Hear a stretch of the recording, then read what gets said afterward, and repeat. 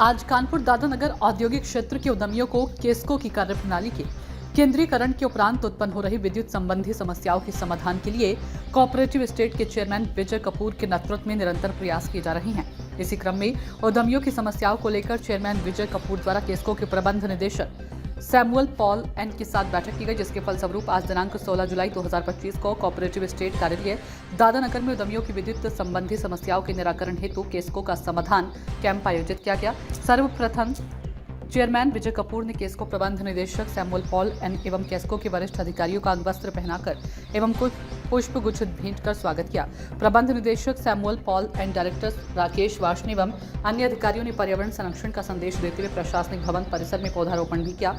Camp में अनेकों उद्यमीगण अपनी विद्युत संबंधी तकनीकी और व्यवहारिक समस्याओं को लेकर आए, जिनका केस्को के प्रबंध निदेशक सैमुअल पॉल एन एवं केस्को के वरिष्ठ अधिकारियों ने त्वरित समाधान का प्रयास किया। उद्यमियों से विद्युत संबंधी बाढ़ में शिकायतें प्राप्त हुई, जिनमें से लगभग 49 शिकायतों का मौके पर ही समाधान किया गया और शेष को जांच के बाद निस्तारण के लिए दर्ज कर लिया गया, जिनका प्राथमिकता के आधार पर निस्तारण किया जाएगा। लोगों ने आज कोऑपरेटिव स्टेट में जो इंडस्ट्रियल एसोसिएशन के चेयरमैन साहब विजय कपूर साहब है, उनके अनुरोध पर एक कैंप आयोजित किया है।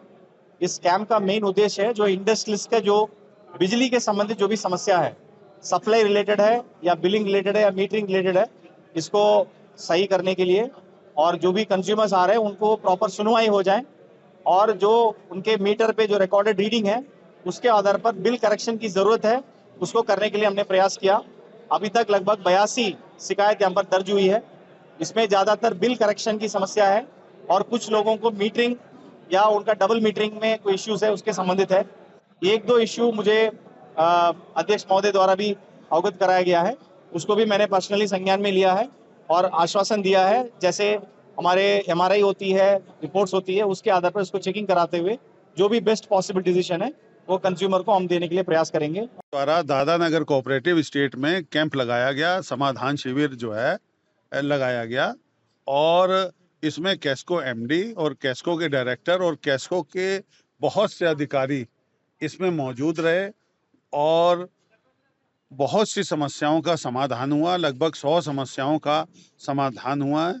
मेन केस्को MD ने इसको बड़ी गंभीरता से लिया और अपने सामने आकर केस्को MD साहब ने समाधान कराया। इसके लिए हम लोग केस्को MD के आभारी भी हैं और सारे अधिकारियों के भी आभारी हैं कि उन्होंने सुबेरे 10 बजे से आकर 3 साढ़े 3 बजे तक अभी तक इन लोगों ने यहाँ हमारे उद्यमियों की समस्याओं का समाधान कराया और एक एक गहन उन्होंने जानकारियां प्राप्त की दादानगर से कि दादानगर के उद्यमियों को क्या क्या प्रॉब्लम्स हैं। जब हर महीने MRI होती है, MRI से बिल बनता है, तो MRI में हर चीज पकड़ में आ जाती है, तो इसका मतलब आपने 10 साल कुछ देखा ही नहीं।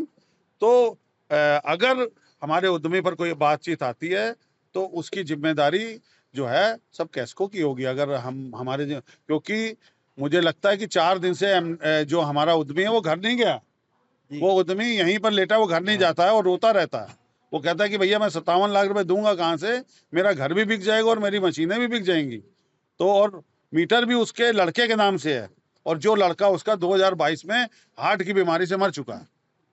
तो फिर भी मैं केस्को MD का बड़ा बड़ा धन्यवाद करता हूँ कि उन्होंने कहा है कि इस पर हम लोग सीरियसली देखेंगे और एक्शन लेंगे और हम भी हमें उम्मीद है कि हमारे केस्को MD साहब ये जो है इसको बड़े सीरियसली लेंगे और इस उद्यमी को, मिश्रा जी को पूरा न्याय मिलेगा और हम लोग इस उद्यमी के साथ खड़े हैं तन मन धन से और इस उद्यमी की फैक्ट्री हम लोग हमेशा कोशिश करेंगे कि चलती रहे और केस्को से भी उम्मीद करते हैं कि इनकी फैक्ट्री चलती रहे और इनका परिवार बसा रहे।